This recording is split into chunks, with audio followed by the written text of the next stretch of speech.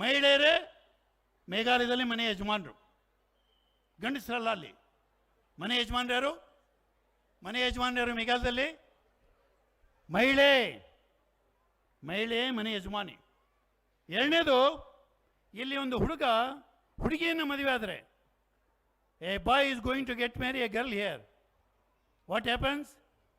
A girl is suppose to come to boys house. ಹೌದಲ್ವೋ?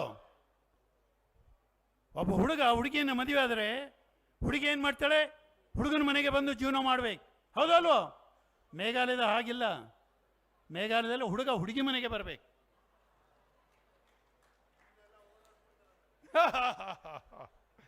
ಇನ್ನೊಂದು ವಿಶೇಷವಾದ ಘಟನೆ ನಾನು ಹೇಳಲಿಕ್ಕೆ ಬಯಸ್ತಾ ಇದ್ದೇನೆ ಮೇಘಾಲಯದ್ದು.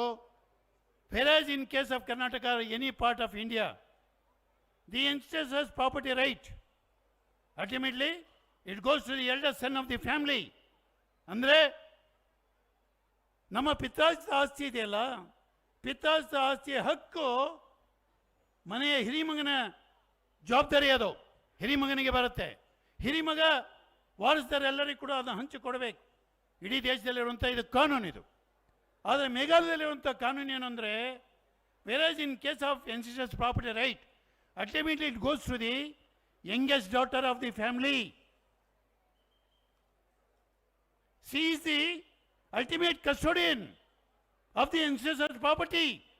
ಅಂದರೆ ಮನೆಯ ಪಿತಾರ್ಜಿತ ಆಸ್ತಿ ಇದೆಯಲ್ಲ, ಪಿತಾರ್ಜಿತ ಆಸ್ತಿ ಹಕ್ಕು ಮನೆಯಲ್ಲಿ ಯಾರು ಕಿರಿಮಗಳು ಅವರಿಗೆ ಸಹಜವಾಗಿ ವರ್ಗಾವಣೆ ಆಗುತ್ತೆ. ಗಂಡಸರಿಗೆ ಹಕ್ಕಿಲ್ಲ.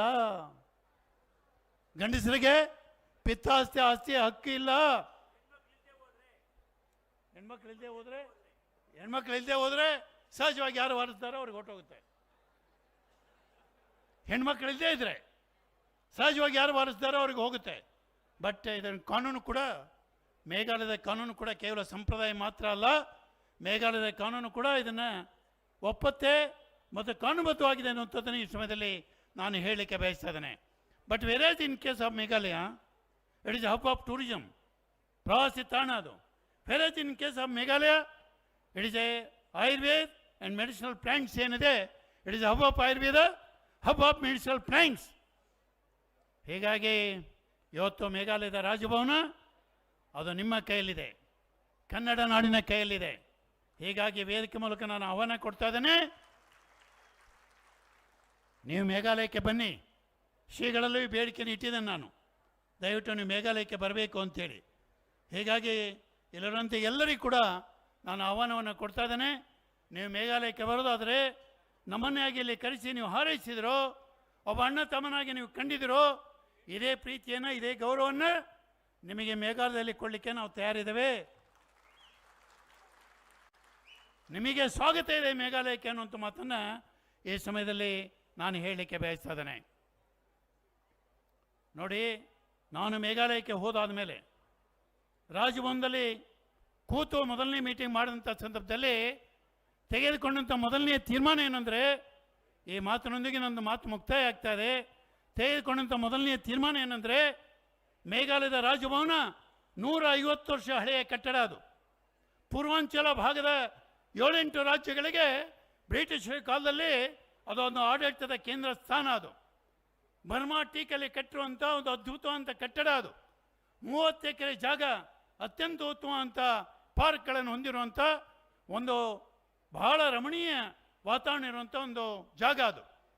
ನಾನು ಮೇಘಾಲಯಕ್ಕೆ ಹೋದಾದ ಮೇಲೆ ರಾಜಭವನದಲ್ಲಿ ಕೂತು ಮೊದಲನೇ ಮೀಟಿಂಗ್ ತೆಗೆದುಕೊಂಡಾದ ಮೇಲೆ ನಾನು ಲೆಕ್ಕ ಹಾಕಿದೆ, ಮೇಘಾಲಯದ ರಾಜಭವನ ಅಂತ ಹೇಳಿದರೆ ನನ್ನ ಪಾಲಿಗೆ ಅದು ಒಂದು ಮಂದಿರ ಇದ್ದಾಗೆ, ಮೇಘಾಲಯದ ದೇವಸ್ಥಾನ ಇದ್ದಾಗೆ. ಅದು ದೇವಸ್ಥಾನ ಅಂದರೆ ಅದರ ಪಾವಿತ್ರ್ಯತೆಯನ್ನು, ಪರಿಶುದ್ಧತೆಯನ್ನು ಕಾಪಾಡಿಕೊಳ್ಬೇಕಲ್ಲ. ಹೀಗಾಗಿ ನಾವು ತೆಗೆದುಕೊಂಡಂಥ ಮೊದಲನೇ ತೀರ್ಮಾನ ಅಂದರೆ, ಹಿಂದೆ ಹೇಗಿತ್ತು ರಾಜಭವನ ಅದು ನಮಗೆ ಬೇಡ, ಮುಂದೆ ರಾಜಭವನ ಹೇಗಿರುತ್ತೆ ಅದು ಕೂಡ ನಮಗೆ ಬೇಡ. So long I remain here as A governor of Meghalaya, ನಾನು ಮೇಘಾಲಯದ ರಾಜ್ಯಪಾಲನಾಗಿರುವವರೆಗೂ ಕೂಡ ಮೇಘಾಲಯದ ರಾಜಭವನ ಮಾಂಸಾಹಾರ ಮತ್ತು ಮದ್ಯಪಾನದಿಂದ ಮುಕ್ತವಾಗಬೇಕು. ಮೇಘಾಲಯದ ರಾಜಭವನ ಮಾಂಸಾಹಾರ ಮತ್ತು ಮದ್ಯಪಾನದಿಂದ ಮುಕ್ತವಾಗಬೇಕು. ಈ ತೀರ್ಮಾನವನ್ನು ತೆಗೆದುಕೊಂಡಿದ್ದೇವೆ. ನಾವು ಸರ್ಕ್ಯುಲರ್ ಕೂಡ ಇಶ್ಯೂ ಮಾಡಿದ್ದೇವೆ. ನಾವು ಅಲ್ಲಿರೋರಿಗೆ ಕೂಡ ಇದು ಪಾಲನೆ ಆಗುವಾಗೆ ನಾವು ನೋಡ್ಕೊಳ್ತೇವೆ ಅಂತ ಮಾತನ್ನು ಈ ಸಮಯದಲ್ಲಿ ನಾನು ಹೇಳಲಿಕ್ಕೆ ಬಯಸ್ತಾ ಇದ್ದೇನೆ.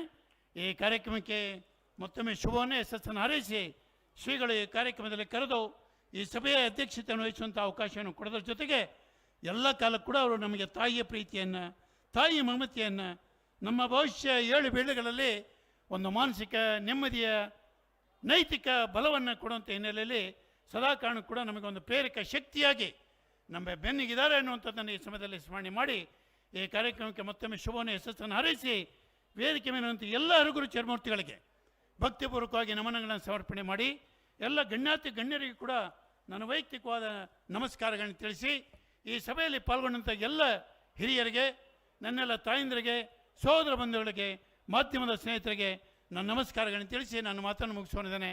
ಜೈ ಹಿಂದ್, ಜೈ ಭಾರತ್, ಜೈ ಕರ್ನಾಟಕ.